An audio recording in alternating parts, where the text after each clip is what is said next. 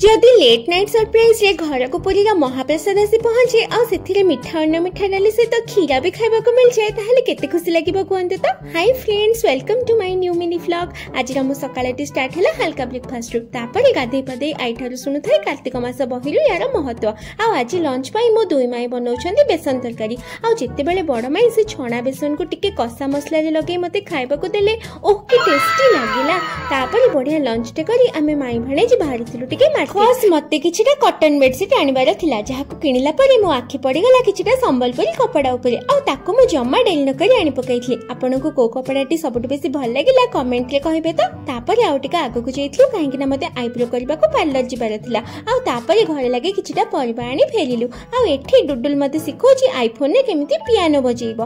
तापर अजाईक सहित मिसी सुहाग सिंदूर मूवी देखिबा टाइम रे बड़ मामू घर आसीगला कॉल। आ मामू कहले केही भी डिनर करना थाओ मु किछि स्पेशल आणुची। आ सेटा पूरी अबड़ा आइतिबो बोल त मु स्वप्न रे भाबी नथली। थाली खुडुआ सफा करी खाइली। आज पई एतिकी रहिली टाटा।